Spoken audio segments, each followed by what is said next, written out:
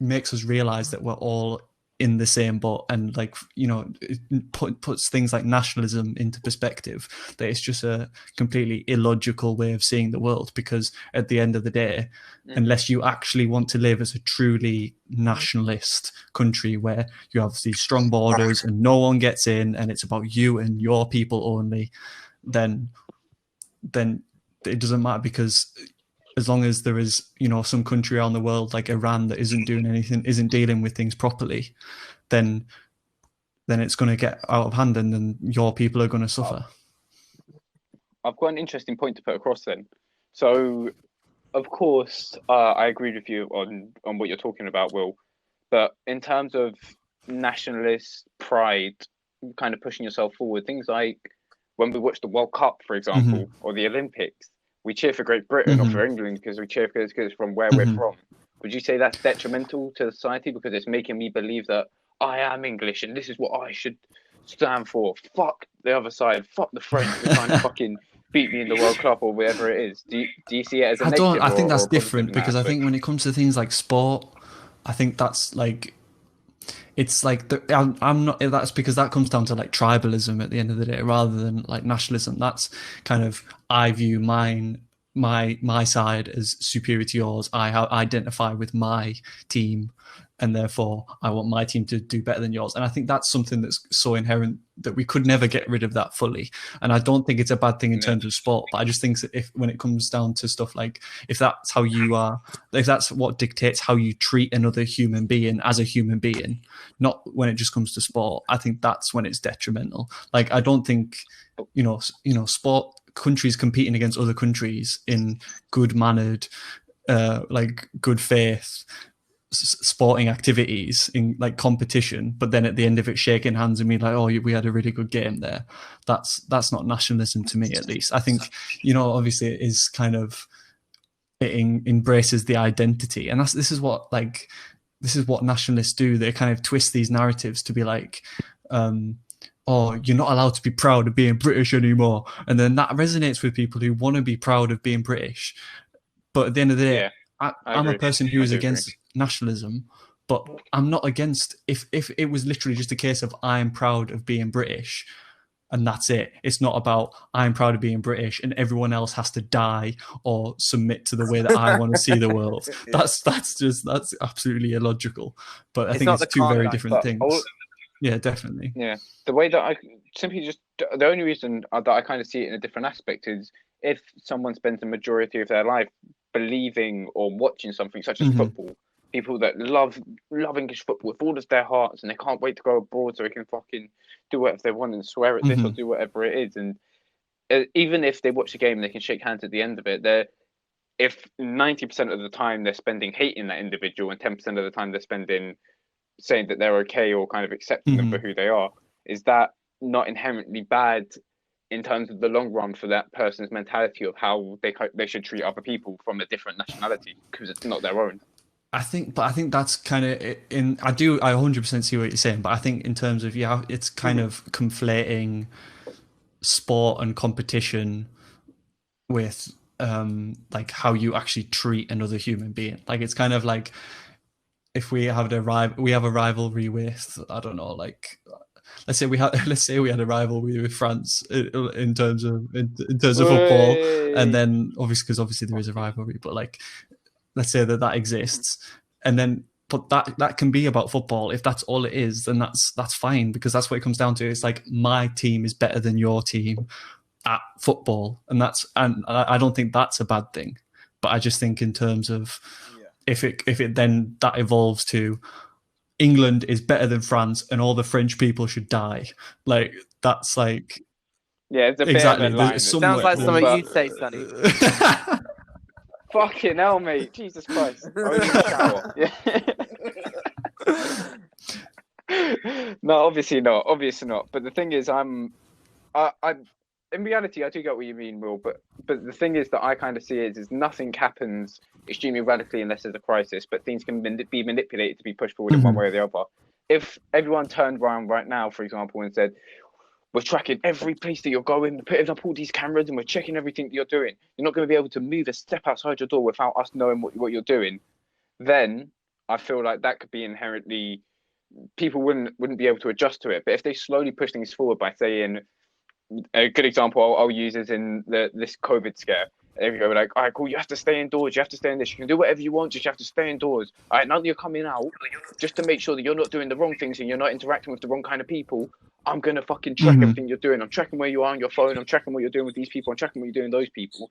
And the slow build up of almost fear mongering, but fear mongering in a different aspect from what it would be for in terms of the football, in terms of supporting your national team or whatever it is. I'm just saying, having the aspect of that anger towards the other team can manifest itself. Oh yeah, definitely. I mean, if in terms of, you can never really fully, there's always going to be some nationalistic nutter. Like, you can't get rid of that's like I said earlier, that tribal kind of attitude. I think is in some ways it's like inherent to us as human beings, because instinctually we, you know, if you go back to when we were like hunter-gatherers, we lived in tribes, we looked after people in our tribes, and everyone else was alien, was different. And that comes from things like viruses, like illness, because different tribes would have different illnesses and different immunity, and they wouldn't want to be coming together and spreading, because that's how it's like. For example, when the colonizers went over to South America,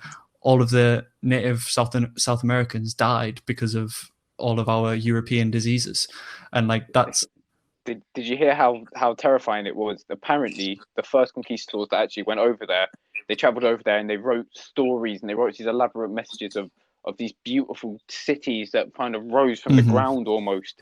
It was theorized, and they're doing with new technology of simply due to the fact that the Amazon's getting wiped out, that there could have been up to 20 million people living in the Amazon at one point. And at the same time in London, there was about 15,000 people living there. Insane. And then we went over there and a virus just wiped them out. Wiped them out. Because the next load came over in the next 50 or 100 years or something like that. And obviously the first ones came with all these new diseases, and literally just shaking hands or having sex with their women or whatever it was, probably spread it behind the whole community. It's terrifying. And I do get what you mean, where we have to have that tribal instinct of, these are my people and this is my social community. Like, for example, if someone tried to fight you or tried to fight Stick, I would have more of an inkling to go off and back you, because there's a representation behind it. And it's the same way that if someone attacks my nation, attacking my people, then I have a bit more pride to be able to push myself forward with it. But again, everyone is a nutter in their own eyes, isn't it? There are always going to be people that are on the extreme end of one end or the other. Like, as much as I'm saying that nationalism is illogical and all this kind of thing, like, I understand that it's not a case of it's illogical, therefore it shouldn't exist. Like, it is a manifestation of certain inherent parts of human nature, and like, as much as that is the case, there's a recognition of that, but then there's also a recognition of, okay, that's the case, but it's also kind of primitive, because now we are so advanced that we know better, or we should know better. Like, but are we a function of our bodies, or are we?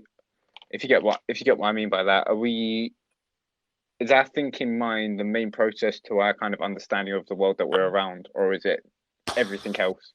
Are we still primal creatures that kind of are a reaction to our emotions, really? Well, it's difficult to say, because obviously there would be examples of both, but what would you feel we're more of in this kind of common day, or what do you feel like you are personally, Will? Well, personally, I don't know. Personally, I think class myself as separate from those kind of instinctive, kind of primitive tribal aspects in it to it. But at the same time, that's it. Obviously, that's not in every walk of life. I'm a diehard Sunderland fan. I'm a diehard Sunderland fan. I hate Newcastle. Right? There is nothing better than when Sunderland beat Newcastle. It is the best feeling in the world. It is the only thing that I have to hold on to nowadays, is that the last time that Newcastle beat Sunderland, Marcus Rashford was 12 years old. That's the only thing that I repeat to myself on a daily basis, because that's all I have left. So like, there are these aspects that obviously are like manifestations of that tribal attitude, but it's kind of, as much as you have that within you, when it comes to treating another human being with compassion and recognizing what's best for the human race as a whole, you put that to the side and say, like, I know better because I've been educated, and exactly. Think about it, yeah, and yeah, I get what you mean. Stick, what's your opinion on it? As Will said, I'm not a primitive thinker, but you know, me as a football hooligan for many years, You've watched Green Street twice, mate. What are you on about? as a football hooligan for many years, nothing's better than when we get Millwall in the FA Cup.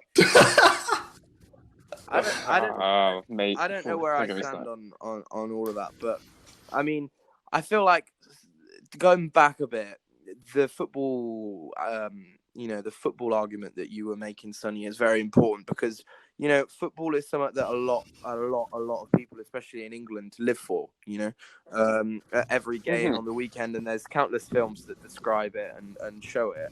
And it does bring in a very big sense of nationalism, especially when there is the World Cup and stuff. But I feel like the people who are football fans and who are willing to be like, oh, I hate another team, or whatever.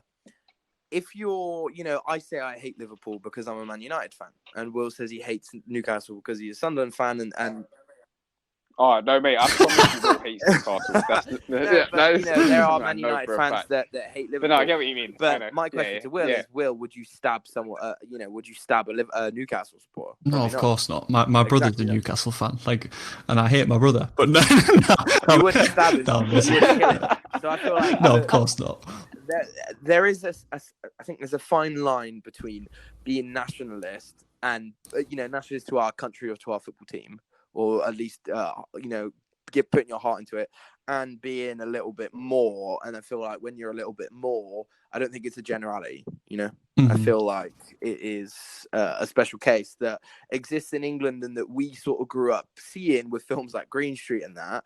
And because we've seen the World Cup and we've been there and we've, been crazy about our football teams. But I do think it's different than, just loving our country and being nationalist. And I don't know. I personally, for myself, I feel like it's more how in control you almost are of your emotions. That's the thing. Yeah, we all, all of us are fairly.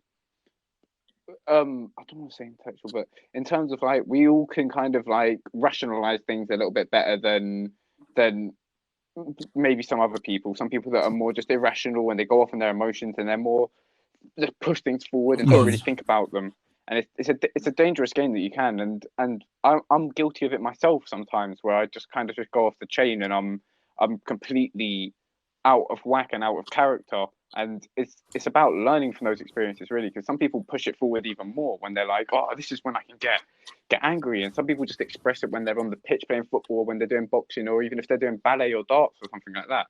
It's just being able to control it and be able to release it when you want to. For myself, I would say that I'm a complete victim to my emotions. I'm almost a slave to them most of the time. Are you a slave to them when you play darts? Oh, mate, when I'm on the fucking dartboard, fucking angry as shit, mate. Only going for that 666. I hear everyone that's all I do. At the uni dart society. You know what they call me around there? The coal miner. The coal miner. I'm not surprised, mate. The coal miner. That's what they call me. I'm always on my grind. Fox in the box. That's what it is.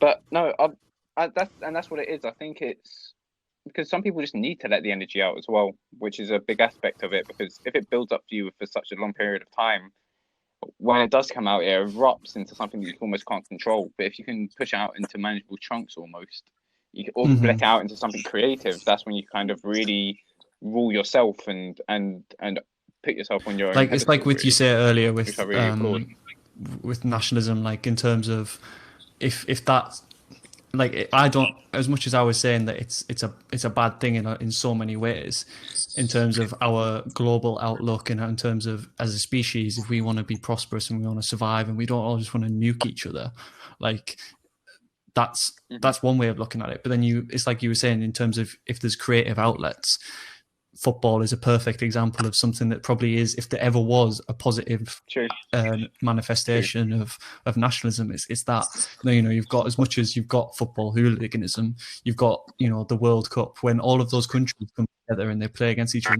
But it's kind of one of the most like heartwarming spectacles. Yeah, it is. Even if we lose, it's so emotional, and I'm able to almost express myself through my feelings. Even in Russia, like, you know, such a horrible authoritarian regime that has got the most atrocious human rights record.